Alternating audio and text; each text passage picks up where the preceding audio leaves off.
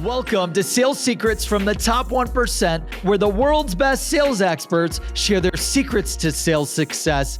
My name is Brandon Bornanson, a serial salesperson and entrepreneur, and I'm sitting down with the world's best sales experts to share their top secrets to sales success. Hello and welcome to this episode of Sales Secrets from the Top 1%, where the world's best sales experts share their secrets to sales success. And I am thrilled, honored, humbled, and grateful to have with me today Chris Fago. Chris is an inside sales top 10 sales development leader of 2018. He's also the cloud security inside sales manager at Palo Alto Networks. And prior, he was the SDR team founder at RedLock, which was actually recently acquired by Palo Alto Networks. Chris, thank you so much for joining us today. We're thrilled to have you, man. No, happy to be here. Glad we could be a part of this. Awesome. So you've got an incredible sales development background, sales background, sales development background. I know the audience is dying to know two core things. One, who is Chris Fago? Where did you come from? How'd you get started in sales? What's your background? And then we want to learn about all the sales successes and learning opportunities / failures that you've had throughout your career that helped you level up. And then number two, sales secrets from the top 1%, where the world's best sales experts share their secrets to sales success. My man, we're dying to know your top sales secret, but let's kick off with learning more about who you are and your background and where you came from. Yeah, so I came from South Carolina, right? I was born in Charleston. And how I got into sales was I was actually in the music industry. I was in the radio business. Did the whole traveling, touring. Oh man, I could probably learn a lot about you. Like I don't know anything about this podcast stuff, so you could probably teach me a thing or two. So I was in music, and I kind of had my hand in pretty much every facet of music, right? Engineering, producing, writing, radio, touring. Wow. But the thing did you study that in school? Yeah, I did. Yeah, Awesome. I got a bachelor's in music. The thing about it was. And you can see it now, but like the music industry went through its transformation where no one's making any money, right? Especially now with streaming. So yeah, and the radio was tight. Like it was kind of like radio was downsizing, right? Like they needed less and less people to do the job. Like my buddy does. He's been doing it for over 15 years, but he's on 4 different stations across. Like he basically has to do his job 4 times for 4 different markets. Wow. Right. Which is crazy because you'd think that'd be 4 people, but the industry downsized. And I ended up out of work. But even before I was out of work, I was kind of getting tired of the travel and then the pay to work ratio. I was like, okay, like this is fun, but I want to start making some real money. Yeah. So I got in when I got out of work, I started selling high-end furniture. Oh, sweet. Right. And that was like my first taste of high-end sales, right? We're talking like Euro furniture or like? Kind of. I was selling modular furniture. Yeah, I guess so. That's Euro, right? It's like the whole IKEA model, but on steroids. So I was working at the mall and I was selling high-end furniture. And I did that for about a year. And then I got offered a job at a data intelligence company, similar to Rain King. Or Zoom Info. Oh yeah, and hold on, back up. What was the biggest learning experience or sales secret? Maybe you didn't learn a sales secret at the radio, but you said something interesting, like the work to cash ratio wasn't there. Was that the biggest? Like, what was the biggest takeaway of the radio stuff? The biggest takeaway from the music industry was essentially this: we are raised our whole lives, and we're taught and asked, like, what do you want to do when you grow up? And then when you grow up, if you reach that and you don't like it, there's like a stigma, like, oh, you're not doing what you went to school for, which I think if you polled a lot of sales professionals, they went to school for all sorts of stuff, but they're really good at sales. And so what I learned was I might love it. It might be my passion. It might be something that I dream of doing, but it's not sustainable for most people, right? They always say like, you got to make it big. Most people don't make it big. That's for everything, right? Music, sports. You think about high school athletes. I think like every high school football team might have one kid who goes pro. Yeah. If that, right? He might play college and he might make it to the pros. So it's the same thing about music. Odds. Right. The odds in music are just the same. to get to that 1% where you're making a living is very rare. I have friends who did it, and I'm very happy for them. But I got to that point where I was like, okay, push came to shove. I gotta pivot so that I can build a career, work towards a future, maybe a family, stuff like that. So that was my biggest learning, was it's okay to admit defeat, right? If it's your lifelong goal and you find out you reach it and you're like, I don't really like this as much as I thought. Yeah. It's okay to pull the parachute. I think too many people think that it can't get any worse. It definitely can, right? If you're unhappy and you think quitting will only make it worse, I recommend really taking a deep thought and understanding that, like, well, maybe it's just not for you. Like, you got where you got, but maybe that's the ceiling and not the floor. Wow. Yeah, that's great advice. I had a similar experience. Like, I was always dying to go to New York and sell digital advertising, like Ogilvy, and went to New York, and then I was like, kind of cool, kind of not. And then I killed it fast once I realized it wasn't what I dreamed of it being. That's awesome, man. So then you sell the Euro furniture, the high-end furniture. Right. And, tell us about going from radio and music into sales. Like, how did you adapt? How did you master that? Yeah, it was really neat because, right, it was in the mall. So it was furniture in the mall. And when I think about a lot of traffic. Right. When you think about most furniture stores, though, like, they're usually like on their own.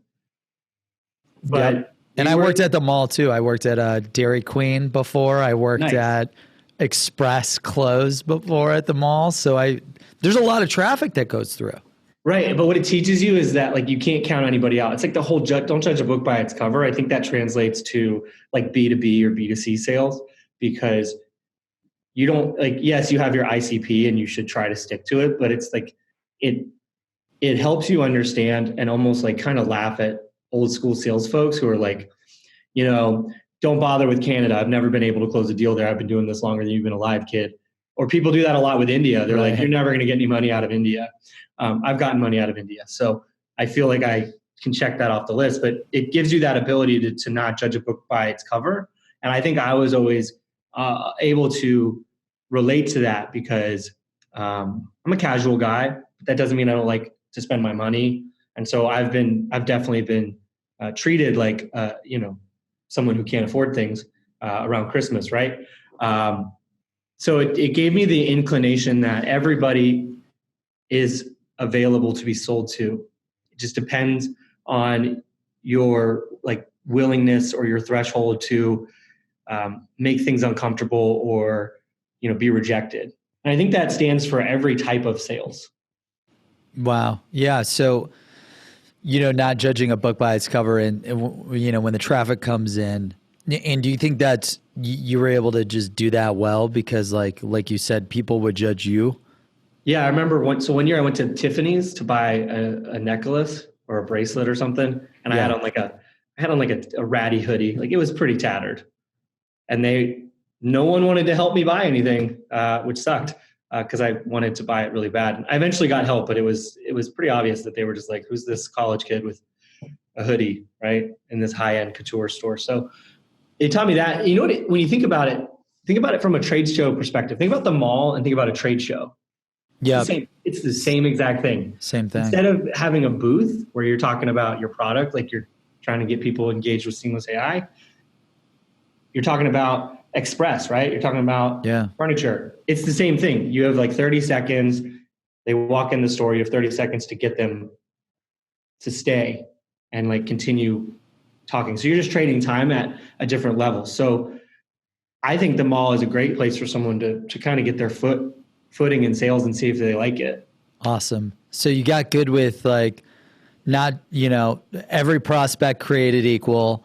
Probably good with, you said you got 30 seconds. You have to kind of engage in 5 seconds, execute discovery in 10, and then you've got like another 15 seconds to get them to stay, right? So did you nail that? Like, did it teach you how to like pitch people cold quick?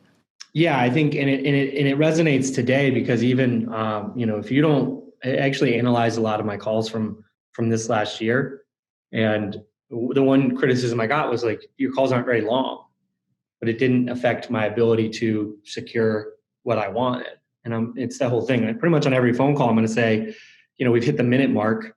I don't want to waste any more. I want to be respectful of your time. What do you think about continuing this conversation next week when you're not caught off guard?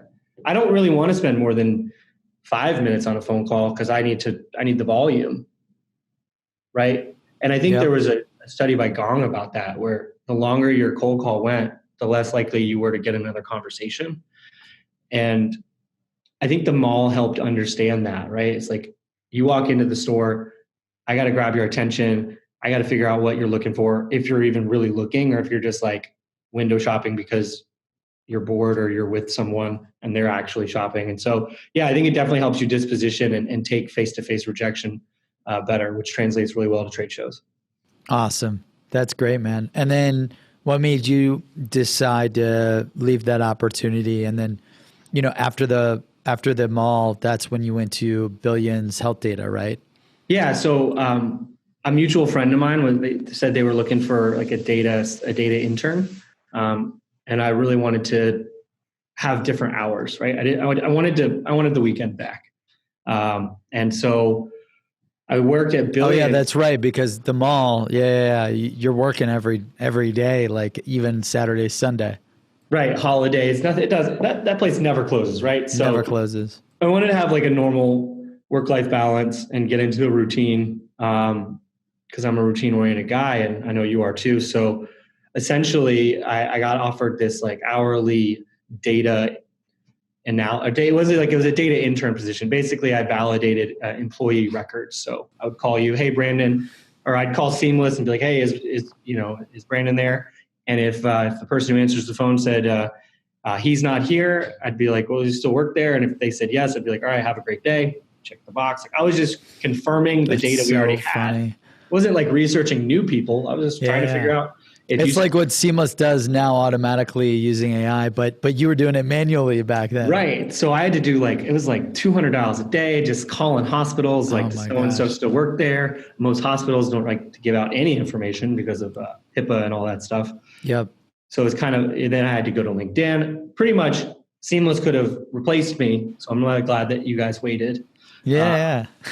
That's funny. I did that for like 6 or 7 months, and it was the job that nobody wanted. So there's like kind of the biggest thing is you got to do the learning experience. You got to do the job you want, and you got to do the job nobody wants, and that's how you have success in life. So I did the job that nobody wanted to do, and you were like, I'm going to do that job so I could get into this company, prove my worth. Yeah, because it was probably hard to get a lot of people to bet on you if you're in the music industry and then you're selling furniture. Like it's a hard sell to B2B company, right? I assume. No, it was because it's almost like, you hear a lot about SDRs who want to just leave and go be an account executive.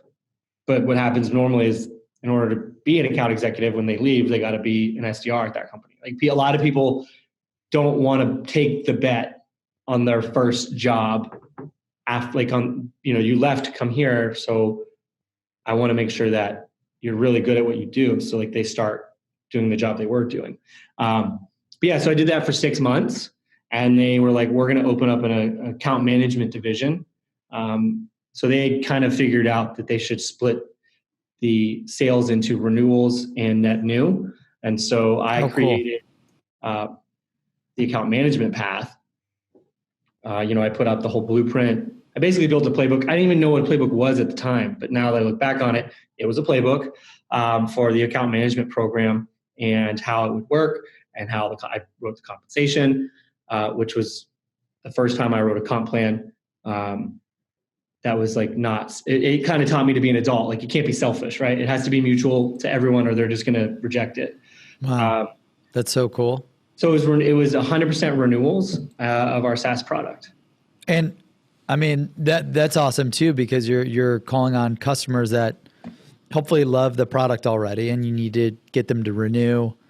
Was it hard? Was that a hard sell? Like, what were this like successes and takeaways of trying to sell renewals? So I would say like the biggest objection was always financial.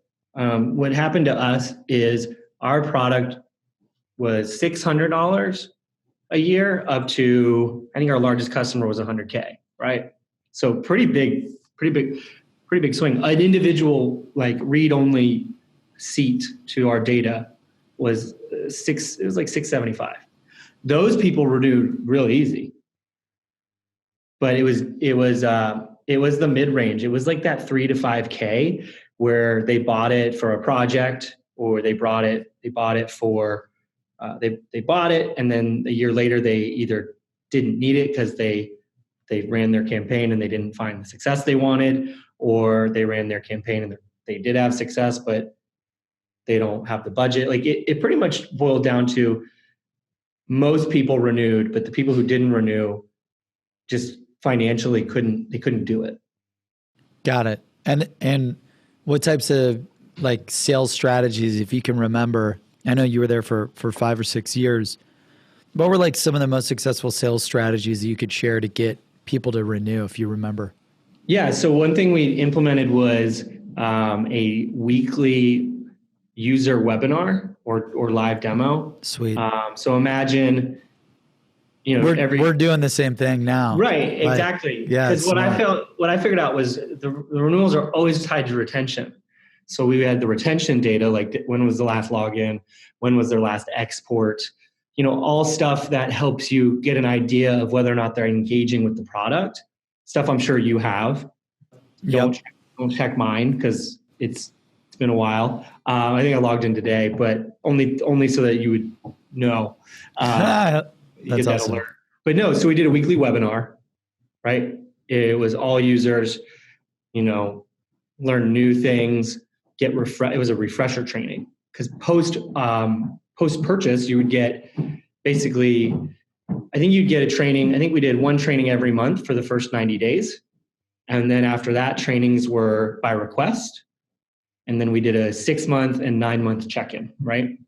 And I kind of put 2 and 2 together that like, that's not enough. There's too much time for people to stop using it because it's not part of their daily activity, right? It's like, I think there's a lot of studies about if you wanted to learn how to play guitar, you could play 4 hours on Saturday, or you could play like an hour every day.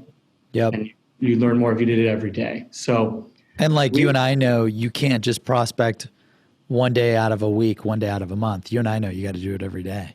Right. And if you try to do it in a big batch, it usually doesn't work as well. A lot of authors, just because I got into writing a few different books, they said the same thing. You got to write every day.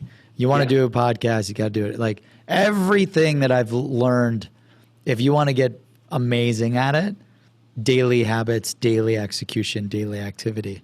Yeah, no, exactly. So we ended up doing, I think it ended up being Wednesday afternoon and Friday afternoon when we finally like got it all fleshed out. And I thought that was important because it was the middle of the week and the end of the week. So both days where there should be some downtime in your week to check this out. Check it out. That's awesome. So we did that. And then we also, like I said, we added the 6-month check-in. And the 6-month check-in was the State of the Union. It was like, all right, 6 months ago, you gave us X amount of dollars. What do you feel has been your ROI? If you're not happy, what can we do in the next 6 months to improve your ROI? And how do we do that, right? How much time do you need from us to get you there? I like that check-in, that like double take. That's smart. It's funny because when I was doing this job, it was account management, but I think now it'd be like customer success. I feel like it's totally customer success. Like in software, it'd be customer success. Yeah. It just wasn't, we hadn't caught on to the trend yet.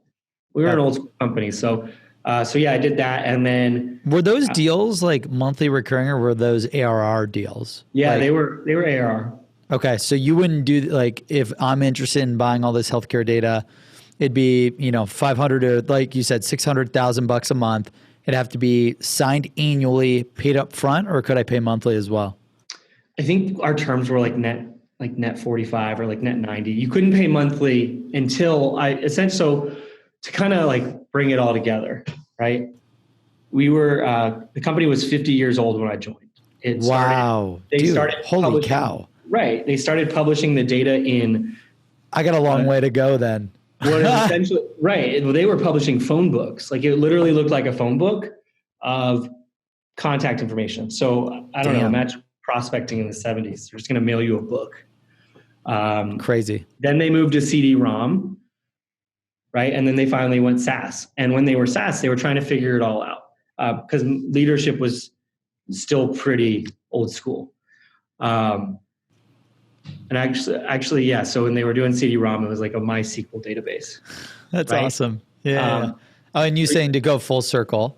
Yeah. So to go full circle, we had to learn all these things that I'm sure you're familiar with, right? We had to figure out like, okay, we have to do monthly. We have to have a trial that we can figure out how to transactionalize. So like after 4 years of doing the account management thing, I was put in charge of the transactionalizing the trial. So I was like the trial enablement lead. And from there, that's awesome. It's interesting because that's how I found out about the entire world of SDRs and BDRs, which is, I think we just crossed paths like at the right time. Because I was getting all these, we were probably getting 100 trial requests a month. Okay. And we didn't want to hire anyone because I figured I'll do the job. Like I'll do it. I'll figure it out. And what I did was I started reading more about sales enablement, and I found SalesLoft, found all the tools, and I was like, all right, well, how do we just like automate this so that when you join a trial, you get pushed into a campaign, a drip, like, a sequence. It's 14 days long, and on the last day, it's just like, here's a Stripe link, put in your credit card. Yep.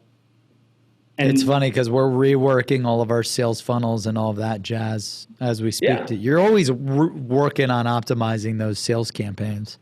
So I did that for a year, and that was a tough year because I was. And you didn't have to do cold outbound. You were just literally like on the new leads, inbound leads, right? Right. So for that, inbound SDR almost. Right. I was doing it concurrently, right? I was still doing the renewals, but they were like, we need to figure out we launched the trial and they had no idea what they were going to do with it. And I was like, just put that on my plate. Just keep putting everything on my plate. And why were you so open to taking on all this different responsibility? One, I was trying to figure out who I am and what I liked and where I wanted to go. It was a good company to like fail. Sweet. Right. Awesome. And then two, it's a job nobody wanted. Nobody thought that there was anything in it for them, right? There was definitely nothing in it for me, like financially. I didn't get like spliffed on, trials that I just put in a sequence and then they got a Stripe link, but that wasn't the point. The point was like, if you're not doing what's best for the company, you're only doing what's best for you. Eventually, the company's not going to be around, and that's not what's best for you. Yeah. Unless you're there to just burn down the. It's a great attitude to have, man. Yeah. So, and that's helped me. That helped me a lot at my next company because they had some issues, right? They were struggling to kind of accelerate as a sales organization. So got it. And the biggest success and learning experience or failure that you had with the Billions Health Data, which is now Definitive Healthcare, what would you say like success and learning experience was when you went on to the next thing? So I'll give you two because we didn't touch on it, and I apologize. The biggest learning was doing the job that nobody wants and doing it as best as you can, because your coworkers might not see it, but like management sees it. And normally if you do what's right for the company and you do your best, like eventually they'll have your back. Dude, I love people like being the CEO and founder now. I was very similar to you, like doing whatever job you need to do, even if it's the job nobody wants. Like now that I'm the CEO and founder, hiring salespeople, the guys that the people, the guys and gals that do whatever it takes, I mean, they always stand out above and beyond the people that don't do whatever it takes. Sure. And what's even more important is if you have a bad month, Brandon, you call me, I'm having a bad month, you're going to naturally have some empathy and leeway because you're like, well, 11 out of 12 months of the year, like he's the leader, or he's doing the thing, he's mopping the toilets. Like he's doing the things nobody wants to do. So when he has a bad month, I'm not just like upset. I'm like, how do I fix it? Because I don't want him to be upset. I don't want him to be hard on. Like it gives you the benefit of the doubt. Yeah, I love that. And I think that's where the failure that I learned was, so I carried a bag for a year. Okay. And it was the first time I had carried a bag before. And I didn't hit my quota. And that was a really tough year for my wife and I, because I had a big component to my compensation on hitting 100%. So like, even though I got commission along the way, most of it was contingent on the 100%. I think I got to like 97. And I just remember it just, it hit me real hard. And it taught so looking back on it now, it taught me that it can't be just about the money. Like you can't be desperate, because that's where you react. That's where you react poorly, or, like that's where anger or resentment comes in, is when you have too much riding on it. Yeah. And when you could also do sketchy stuff, right? Sleazy salesman stuff. Right. Like it was funny. I interviewed another author, and he was talking about a guy that was going to be his partner, and then went on American Greed, like in jail, because you start to get doing sketchy shit to make the commission. And right. And so it's like, okay, well, I really need that. Like I was looking forward to that end of year bonus. I hit 100%, but I got to like 97 and my year was over. And I was like, I felt personally like I failed myself. I felt at the time, I was really young. I was like 23 or 24. I felt like I had been set up to fail. And it was a big learning experience. And I share that a lot with, college kids.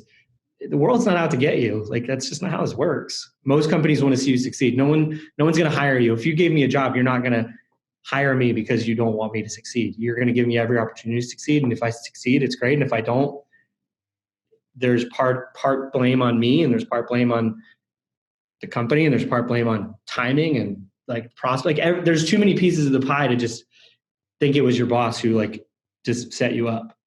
Yeah. So you said that, do the job that no one wants to do. And the second one was what I learned from, so that the failure that I learned from was just not to, not just follow the money. Right. Not to, don't be so serious. Don't be money driven. Right. I think the advice I got was, everyone cares about money until they make it. And then it becomes just normal. Like it's not, when you start making money, you just want to be the best. But it's when you're not making any money that you're like, I need the money. I need the money. It's your sole focus, but it's blocking you from being the best. If you just do your best, the money will come. Like life will it'll figure itself out. That's awesome, man. So then you leverage those learning experiences, and you go on to, I believe, like mobile labs at Buckhead, right? Right. So Billions got bought by Definitive. Yep. And that was the first acquisition. That was your first acquisition that you've been through. Right. And I did not stay to see it through, which has been great personally. I have people who I know, I have friends who I see all the time that did stay, and they're still there. And they're very happy. But at the time, awesome. I felt it was the right move to try something new. And I just finished the trial enablement on the inbound. And so I'd been reading a lot about sales tools and sales enablement and sales development. Thing. Yeah. Yeah. And so I was like, all right, I had applied for some jobs when we got acquired, but they were like account executive jobs. And they were like, oh, you only have renewals experience. Like that was pretty much the number one objection I got for 6 months. Because it's like an account management or CS role with the renewals. It's easy to sell to people who already gave you money, right? That's the notion. I don't agree with that, but that's kind of the stigma. Yeah, I think it's a different. It's still a sell, but it's a different sell. Right. So the advice I got was to pivot to tech, and although I was at a SaaS company, pivot to like full tech, and in order not just data tech. Right. And in order to do well there, I was told, hey, you're gonna have to start at the bottom. And I was like, all right, well, that's fine. Like I'll literally do the job nobody wants. I already did that for 4 years. So another 4 years. So I joined their company to jumpstart their sales team from the inside. So they'd been around for 4 years, and they had good growth years 1, 2, and 3. And then between years 3 and 4, kind of, there was no year over year growth. It was just like, okay, well, we hit our number, but like, that's it. We didn't grow. So they brought me in and then tasked me with getting 2 other SDRs. And the goal was to accelerate the sales program from the inside. And that was really neat because I had to build out a sales development team. And I learned 2 things. One, I learned the ins and outs of sales development. I got to meet a lot of great people. I had to write the comp plan, the activity metric. I had to do the whole 9 yards. But what I also learned was we hired too many people we had the 3 of us, and we only had 6 sales reps. But 2 of them were on named accounts, so they didn't really count, right? They each had like 30 companies or less. So they don't really need, we assigned an SDR to them, but in hindsight, like there wasn't enough food for them to even have their own SDR. Like you have 60 accounts. If you put an SDR in there and they're successful, and let's say they get like 45 meetings out of those 60 accounts, they're going to need more work. Whereas the account executive is like, I have these accounts for life. Yeah, he's going to grow those. And what type of solution was Mobile Labs? So it's an on-prem testing device unit. So it's about the size of an airline drink cart. Oh, wow. It stored iPhones and Androids and iPads, any sort of mobile device tablet. Sweet. The whole value prop was just to stop sending phones to developers overseas, right? Fortune 500 companies would have developers in India, but unfortunately, it was not a good ROI to send a brand new iPhone to India just so that your app would be tested. Right. Right? Because they would never see it again. Oh my gosh. It sounds was terrible. It's a little sketchy, right? And web testing wasn't as real time. Yeah, like they didn't have the mobile testing stuff like the old days or whatever. Okay, cool. So you overhired SDRs? Because it was a 2 to 1 ratio, 2 SDRs per AE. No. 2 AEs per SDR. Yes. But 2 of the AEs only had 30 accounts. I mean, for mobile, like I assume you probably were selling to like the IT software dev and then like even digital. There's probably not more than like 50 to 100 people there. Right. Yeah. It was like QA, mobile developers, chief digital officers, right? It was very small. There was literally like 3 titles, which was great for prospecting because you could just get it done. Yeah. But I mean, you think about sales, like everyone has a different title and there's so many of us. Would you just move those SDRs onto the like booking for the other AEs or? So as you can imagine, I took the 2 people with the named accounts, because I wanted to make sure that, again, it's the job nobody wanted. Nobody wants to have any sort of like limiter. If you buy a car, you don't want me to put a speed limiter on it. You're going to, even if you don't want to go fast, you just don't want the idea of like someone slowing you down. So I took those 2. I ended up getting 45 out of the 60 people to meet with us. Nice. In the first year. And I had to have that conversation with my CEO. I was like, what do I do now? Hold on. What'd you do to get the 45 out of 60? If you could remember like the one thing that you did. So I would say the 3 tips were: 1, don't prospect everybody at the same time, right? Or prospect everybody, but don't start them all on the same day. So if I found 5 people at Seamless I wanted to sell to, there's 5 days in the week. So like Brandon's Monday, I think you got a girl named Remy. Yeah. So you switch up the different people, different days, because you could learn from. If you're going to do a drip, if you're going to do a drip campaign on a company, why not do the drip on the people too? Like, why are you going to start everybody from the same company on the same day so that they end all on the same day? I agree. Backwards. Yeah, that's a smart secret that not a lot of people talk about. I do the same thing. Like I'll sort by first name or last name. I'll sort by last name because I don't want to be prospecting everyone at Adobe to sell mobile apps to the same day. It's just too much. And even in that's bad for email deliverability and call deliverability. And it scales really nice too. If I have if I have 50 people I want to call, if I sequence 10 a day from 10, right? I can do that. Like that scales really well. But if you just do 50 a day, it's going to catch up to you and you're going to get behind. So yeah, I would say like tip number one is like, take your prospects and start them on different days so that, I mean, look, it's not because I'm worried that two people from the same company are going to be like, did you see this guy's email? I don't think that ever has happened. I don't think anyone talks to their coworkers that tightly. They just delete it or they unsubscribe. They're not bringing it up. But yeah, they just delete it. It's just the waterfall. It's like, take your Monday, Tuesday, Wednesday, Thursday, or however you feel like it. If you just want to do Tuesday, Wednesday, Thursday, just start people from the same company on different days. So that way, at the end of the campaign, you're not all out of people from that company. Because that's what you have to also, do. what if it's a bad day, right? Like, what if it's the day before a holiday and you're launching the 50 people or the 20 people or the 5 people? It just dramatically increases your odds. You could also get a lot of data from one call that improves your chances for the 2 through 5 calls the other days. Right. That makes a lot of sense. So that's an awesome secret. And then, go ahead. No, I was going to say, if you have success, like you'll say you have success with the first person, right? 100% success rate. And you schedule a call, you just now have more leverage to email all those people you're going to email. But instead of selling them, you're saying, hey, I'm going to meet with Brandon next week at 1:00. Not sure if you guys are busy. Here's what we're going to talk about. Do you want to be on the invite? Oh, that's a good one. I'm going to tell my sales team right now, we're not doing that. I'm going to tell them right after this call, yo, when a new user comes in and we book an appointment, reach out to every other potential user at that company, tell them we're getting the demo set up and to join.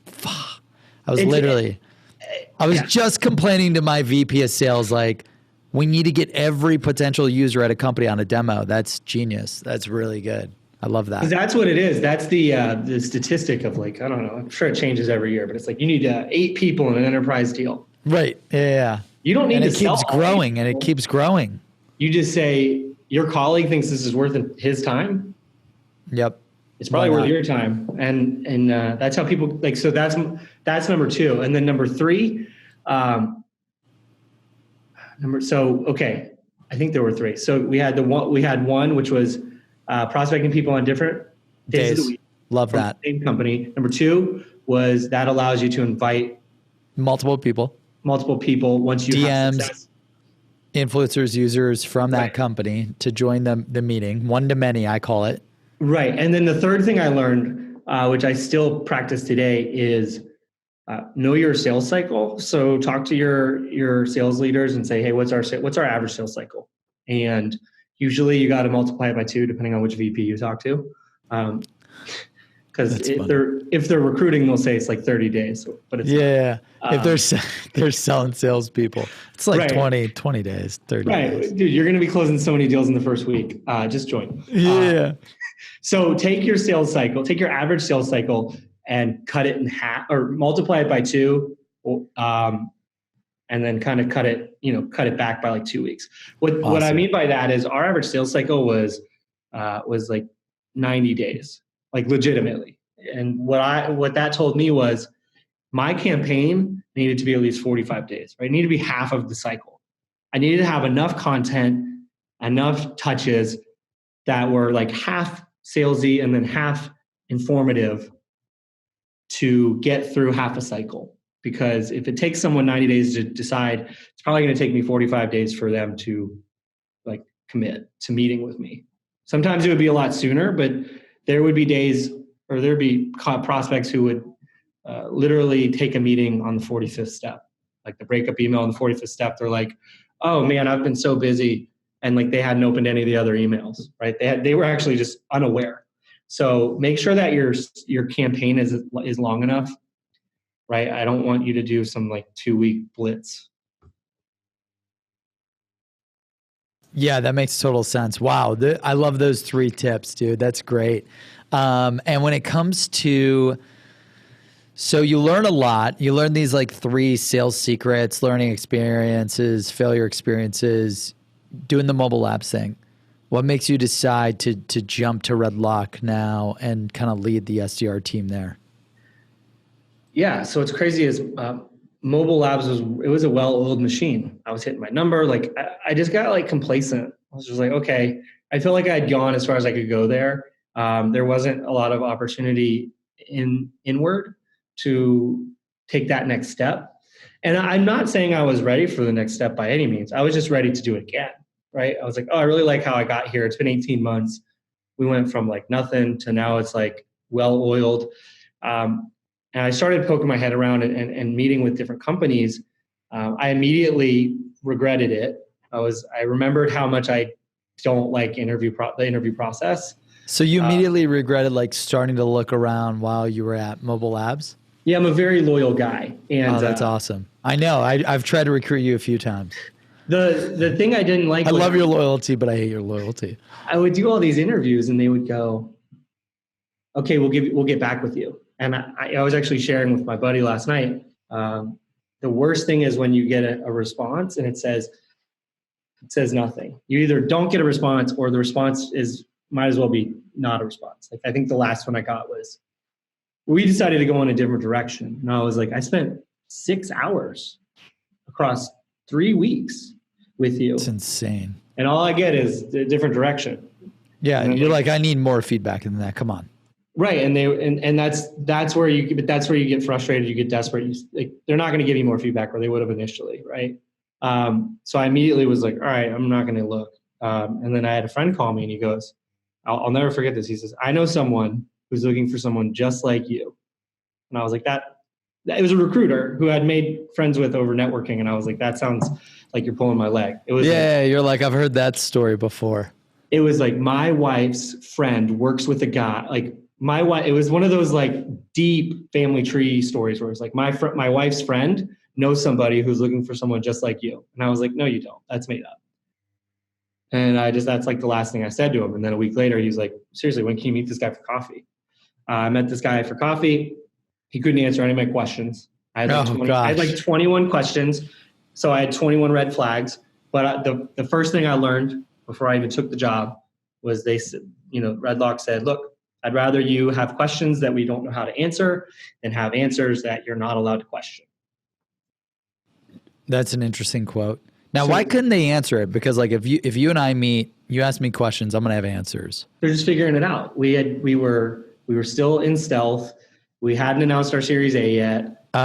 This was like how many people when you interviewed with them? How many employees did they have? Yeah, like 17. But they only had. I have a lot of answers. Like at 5 people, whatever. Right. They only had 2 salespeople, and they were like, we want to build out this inside unit. So I had asked all my typical questions. What were some of the most important questions you think, if you could remember? So, what's your tool stack look like? Tech stack. Yeah. They were like, we have HubSpot. And I was like, okay, well, what about other things? What about a CRM? What about email? HubSpot was the CRM, right? Leads, they were like, we have G Suite and HubSpot. And I was like, okay, what about like SalesLoft or Outreach? Tout app, like literally anything. I'll take literally anything. And they were like, but that's what I learned. If you want it and we don't have the answer, we'll figure it out together. Yeah. So I literally threw all caution to the wind. It was a bunch of red flags. I remember I went home to my wife and I was like, they couldn't answer any of my questions. I don't really feel good about this. Oh my gosh. And I just took a leap of faith, and we figured out everything organically along the way. And that's where that like quote is important. Because what if I said, all right, Brandon, you work for me now. This is how things are done. There's no debate. You do it or you're out. That's not fun. Instead, they were like, what do you think we should do? I don't think that's good leadership, period, right? Sure. But we've all been in that atmosphere where it's like, my way or the highway. So they were like, this is up to you. Like, we want your opinion. We want you to have a say in this. So I joined and we started to build it out. And I remember it was about 6 months in, we had churned a couple BDRs on the West Coast team. And I was like, we need to bring everybody to Atlanta. Like, just put everyone in the same room as me. Interesting. So you pushed everyone was remote and you pushed everyone to come local? No, I was the only remote person who wasn't like a bag carrying rep, right? And I was just frustrated in seeing these like good kids who have worked out. They've worked out at other companies. They're doing great. I always keep tabs on all that stuff, but they didn't make it. And I was like, why didn't they make it? I think we didn't give them enough time to succeed or to fail. I think that's right. We didn't give them enough time to fail. We had a too tight a leash. I had instant success because the SDR role play should be plug and play. But you have these kids out of college, they have no idea what they're doing, and then they don't have the attention they need because sales leadership was not there. So I said, look, let's bring the Atlanta, let's double down on the Atlanta office. And we decided to hire one more person, Patrick, who's still with me today. He's sitting next to me through this acquisition. But it took me, I guess it was almost 8 months before we hired him. And the point was I wanted the inside model to be sustainable, because what I learned at Mobile Labs was we had too many SDRs and not enough demos or not enough That's leads. right. You didn't want to relive that shit again. So I don't want to hire this great guy and have him fail because we moved too fast and it wasn't sustainable. So we grabbed him. A couple months later, company's growing like a weed, and management says, "Hey, we want to grow from 2 to like 6, and then 6 to like 10." Yeah, love it. And we started interviewing, and there was a couple things that prevented us from hiring.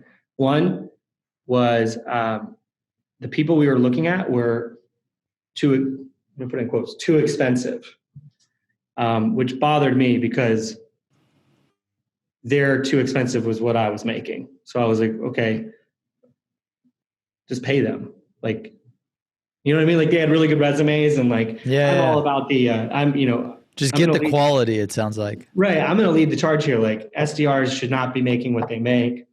I'm not saying they need to make as much as AEs, but they shouldn't be making a quarter. Their base should not be a quarter or 30% of what your AEs are making at these enterprise companies, right? That 35 to 120 thing has got to go.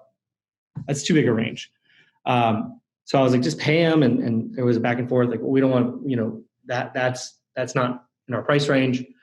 And, they won, right? Like it's okay that we didn't get what we wanted or what I wanted, which was just pay these really experienced people so they won't have to have a crazy ramp time. Their onboarding will be easy and we'll right. And that makes your life easier, faster, smarter, better right away. Right. Less babysitting, less mentoring, less worry. I don't have to worry. Quicker time to revenue. Like there's a lot of benefits to just throwing down another 5 to 10 grand if you need to.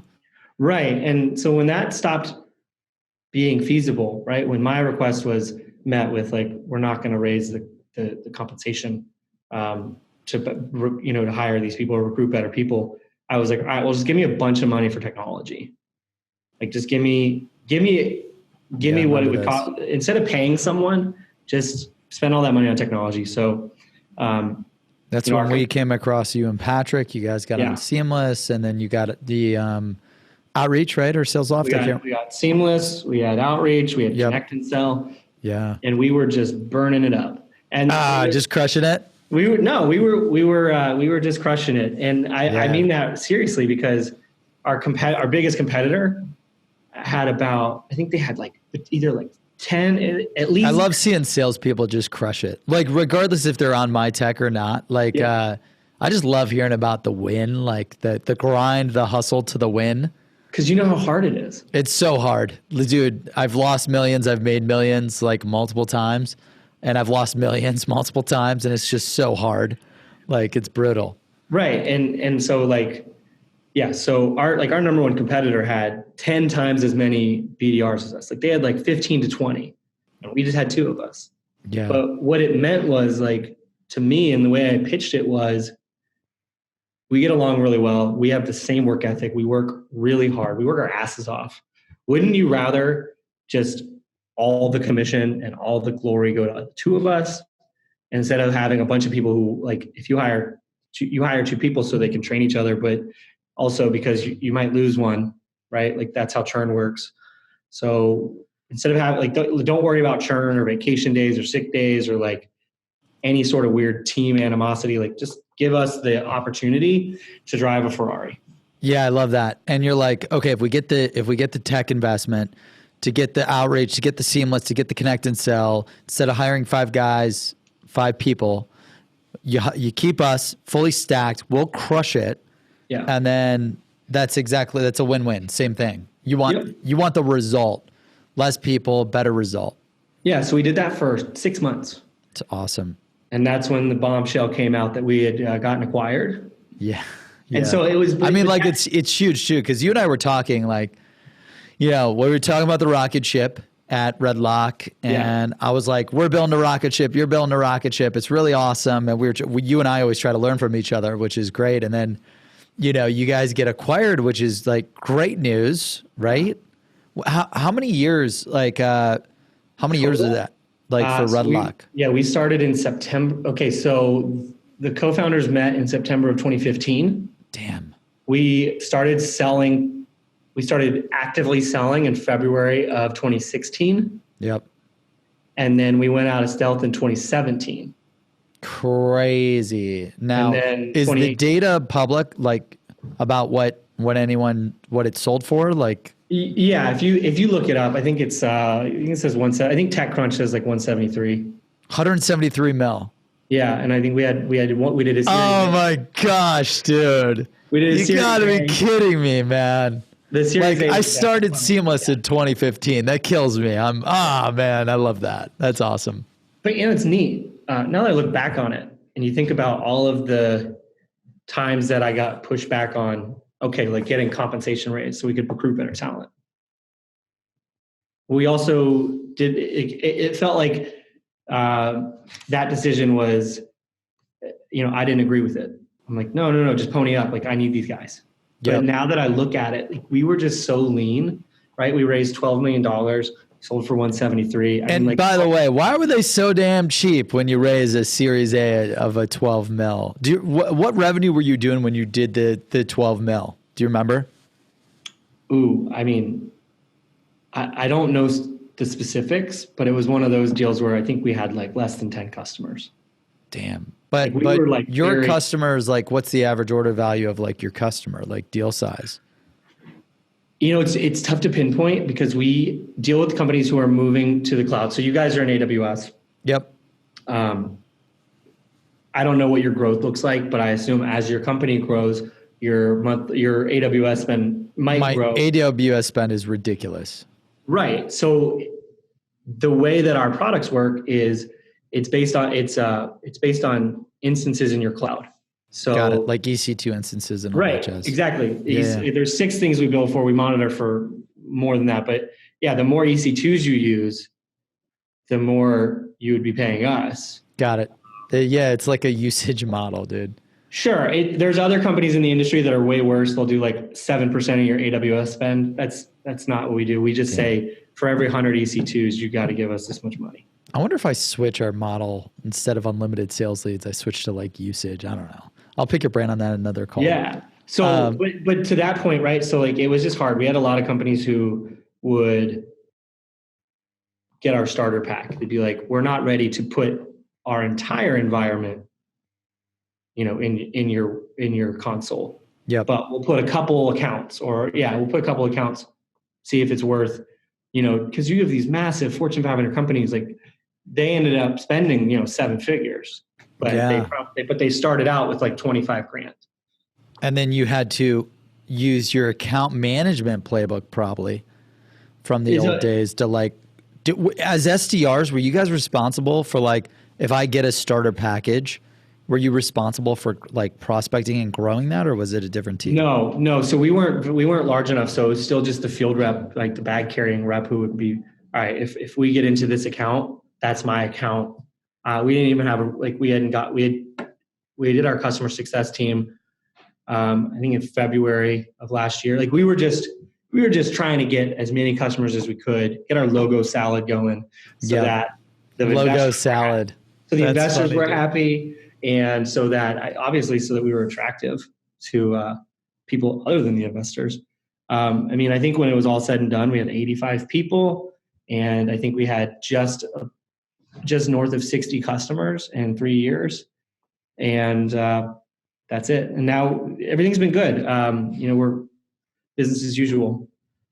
That's awesome, man. That's awesome. So biggest success, learning experience, thing that you took away to level up from RedLock and the Palo Alto, like from your career here at RedLock, just curious for the audience real quick. So one, we can go right back to doing the job that you want to do, or that you want to do, and also the job you don't want to do. I think that's a theme just throughout my life. So at RedLock, I closed a $100,000 deal in April, right? Awesome. And congrats.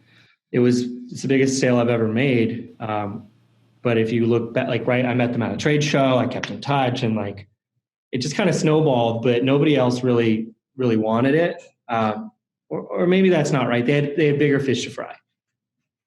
Turns out I believed in it. It was the biggest deal of the quarter.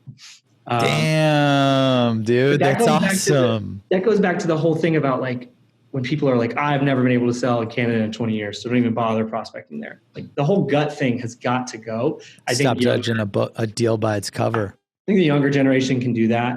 But that ties into the biggest success I learned was people and process will lead to success. You can't have one or the other. If you have the wrong people but the right process, eventually it's gonna, like, it might work for a little while because the process is great, but eventually that person's gonna show theirself, right? So you need to invest in the right people who are willing to do the job that nobody wants to do. I think in a startup, that's just every job, right? That's not my job in a startup. Once you get that attitude, you're just like, oh, we segmented too much. And now everyone thinks that like they can defer or they can delegate because it's not their job. People and process. And then the other thing is just... Oh, go ahead. No, you go ahead. No. You keep going. So I was going to say, so people and process, and then just remembering that kind of goes back to like, it gets better, right? So like the first 6 months, I was on the East Coast team did very bad. I think we won one deal in 6 months. We got our teeth kicked in. I mean, we lost 9 deals in one quarter. And that was your first, was that your first 6 months at RedLock? Yeah. And it was like, I wasn't making, I was barely getting by.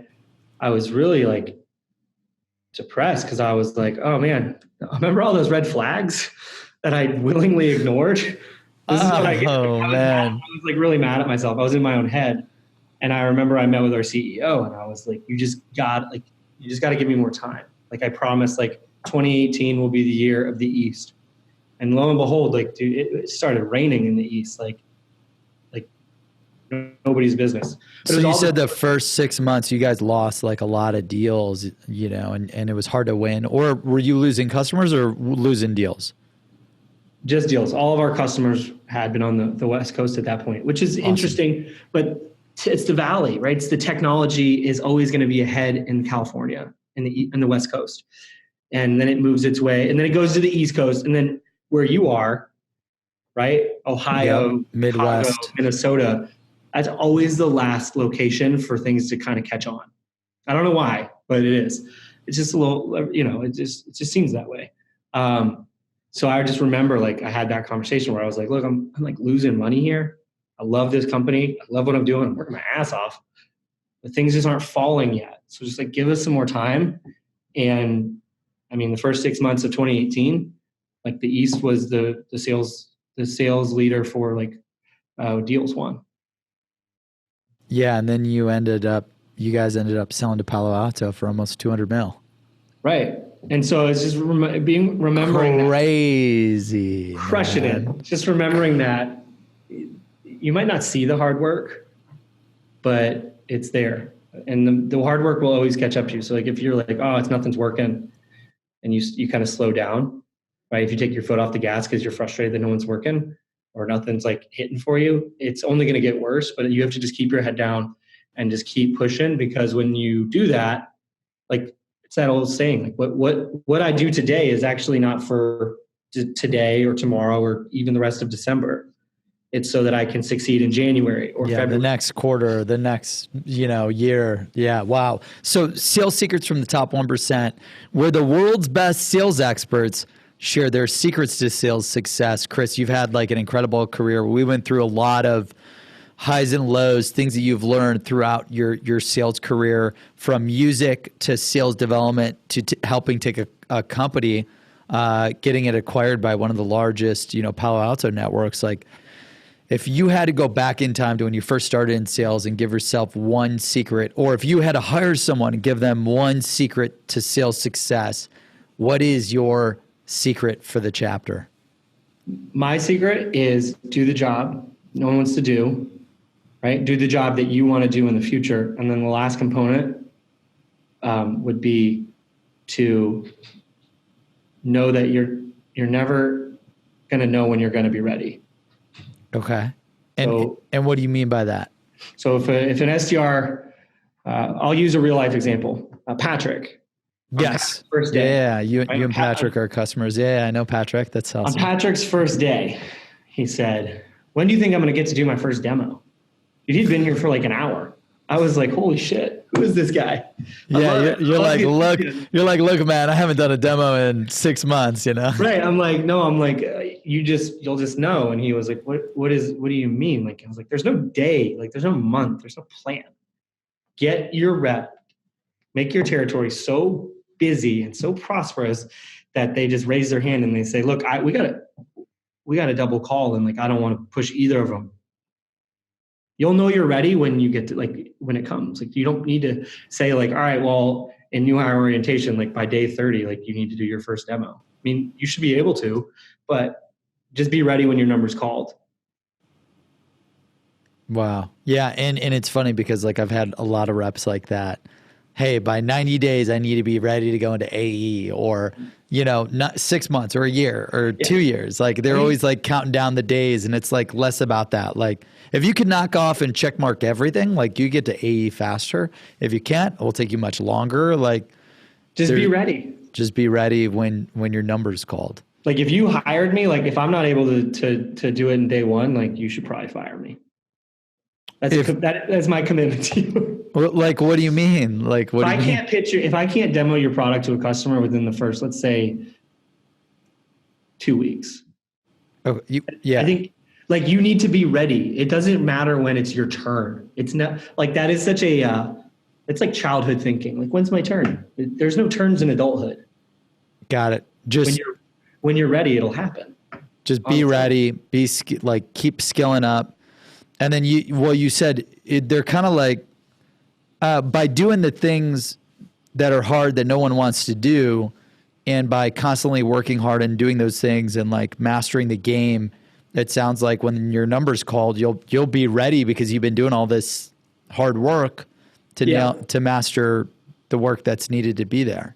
Exactly, because you'll talk to people who will be like, I'll start getting ready for I'll start learning the demo when I'm promoted. I'm like, you're not going to get promoted if you don't know how to do it. Like, you have to do it. You do the job you don't want, and you do the job nobody wants, and you do the job you desire. And I love that. Do the job nobody wants, do the job you desire, and you have to master both at this. Like, you have to learn and work hard at both. And that's why, like, I've got a university at Seamless for our SDRs, and I have a university for our AEs. Yeah. I encourage our SDRs to take the AE training. I'm not like, oh, if you're not an AE, you're not allowed to take it. Like, I want the AEs to take the SDR training. I want the SDRs to take the AE training, because they'll just keep leveling up. Why not? Right. We do that too. Like, I could give you a 20-minute RedLock demo. You probably want to talk to somebody much more technical, but you learn everything in a, explain like I'm 5 scenario. I could go over it. Yep. I wouldn't. Everyone has to be able to do that, because same thing. Like, if I get on a call with you and you're like, I got time right now, well, I can't defer just because I don't have my technical resource. Right. Say, show me it now. Yep. That would be, that would be amazing, by the way. And when it comes to doing the job that you desire, because you and I talked a lot throughout this session about doing the things that you don't want to do, the hard things that no one wants to do, doing the job that you desire. For someone that's just starting working under you, or someone that starts at another job, or that's at a current job that wants to skill up to move to the next stage, like, what is your recommendation about doing the job that you desire? Like, how does someone do that? Yeah. So you have that conversation with you have a conversation with someone who manages you, right? Your boss. You have a conversation with someone who's doing it, your mentor. Essentially, you try to say, how can I want to become Brandon, right? Like, I want to be you. So you ask that question to both of them. And then you use that information and you just slowly start doing things differently, so that maybe I come in on Monday and I come in early and I meet with my boss and I'm like, all right, what can I do this week, to enable you or enable the team? It's like servant leadership, right? You might not be the boss, but Love you servant leadership. behave like the boss, right? You behave like that. You might not be the team lead, but you behave like the team lead. It's all about figuring out just how to get there. So like, how did you get there? And then they say, oh, I like did this. Studying the people that you desire to be, and then figure out what they do and then do it. Like, right. If they demo 5 times a day, figure out how to demo, then figure out how to do it multiple times, then figure out how to do it 5 times a day, even if you're not in that role. Even if you're demoing just to the wall. Right. It's like you're just practicing, because you don't want to fail when your number's called. You want to be like, hey, Chris, I need you to hop on this call. And then I go either A, I have hesitations because I'm scared. Yep. Or B, because like you don't ever want to be like, I can't do it.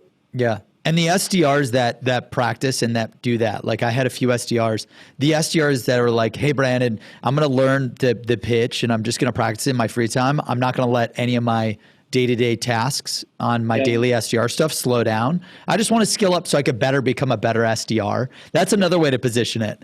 I like work on the things that you want to desire to be, but position it with your bosses, like, because it will help you do your daily job better. And then that practice, you'll learn to be great at the AE role or the VP of sales role. And when when the boss is thinking about who to promote, do I want to promote the SDR that sent me 30 recorded demos asking for my feedback? Or do I want to promote the SDR that's just same exact KPI attainment? Like I'm going to think to promote the guy that's been dying for the AE role over the person that is just doing their day to day. Right. And that's a perfect place for us to like come all the way back and put a bow on this, which is like we talked about. If you're doing the thing that nobody wants to do and you're doing your job well, and if you have a bad month, it's the same thing, right? If I send you 30 recorded demos and then it's time for, there's room for a promotion, you're going to remember me. But if I have a bad month, you're also going to go, you still might be like, are you sure you're doing this in your free time? Like, is it distracting you? But you would also go, this guy's putting in the work. It's all about like repetition. So at least they're trying. Like, you can have a bad month as long as you're trying. Yeah. So when you stop trying, or when you start fudging calls, hard work. Right? You start doing the sleazy stuff. You're like, I'm making my calls. I don't know if I hit my number. Can I get some? I had to let go of an AE that was super talented but didn't work hard. Yeah. They stopped working hard, and you try to motivate them, and trying to motivate someone is the worst detractor for like sales leadership, because you can't motivate someone. They got to be motivated internally. You could coach anyone, but you can't motivate them to want to work hard. So if you're working hard and you're working on the position that you desire, but you're not hitting your KPIs, like at least you're working hard, and sales leadership appreciates that more than someone that's just lazy. Right. I love that. Well, I had a guy, the last guy we interviewed before we bought the tech stack. Yep. I said, I was like, what motivates you, and where do you see where do you see yourself in 9 months is the question I always ask, because people they want to get promoted within a year, no matter what industry they're in, apparently. Right. So I'm always like, okay, but at month 9, like, what happens if you don't get what you want? But I said, what motivates you? And he was like, he asked back. He's like, or no, sorry, let me stop. I asked him, this was the question, the interview was over. I said, look, do you have any, hey, do you have any questions? And he said, he asked me what motivated me to do this job. And it was it was the first time I'd ever gotten asked what motivated me when I was the person interviewing. Yeah. Right. I was not up for the job. And I told him, and I was like, but you have to understand, like, we'll never have anything motivationally in common. Like, we're all in different parts of our life. We all have different goals. Like I talk about this a lot with Morgan, right? Yeah. Yeah. I was just texting with Morgan last night, this morning. He gives me the jealousy vibe, right? I'm like, God, he's crushing it. Like I look up to him. He's my goal, but like we have different motivations. Like I'm married, right? I've been with the same girl for over a decade. So congrats, man. Me that's too. Yeah, right. You know what I'm talking about? That's my motivation. Yeah.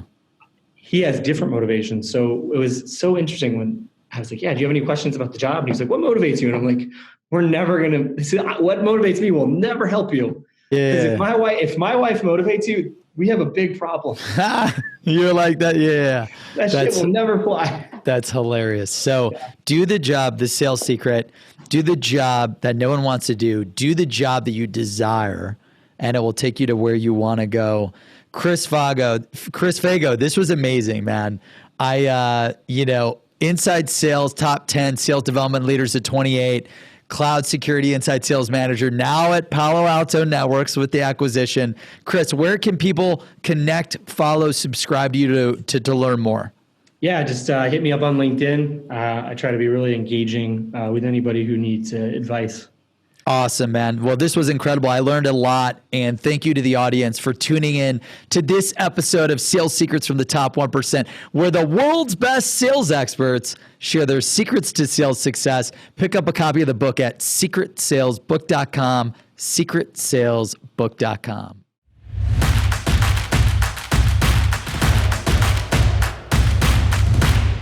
Thank you for tuning into this episode of Sales Secrets from the Top 1%.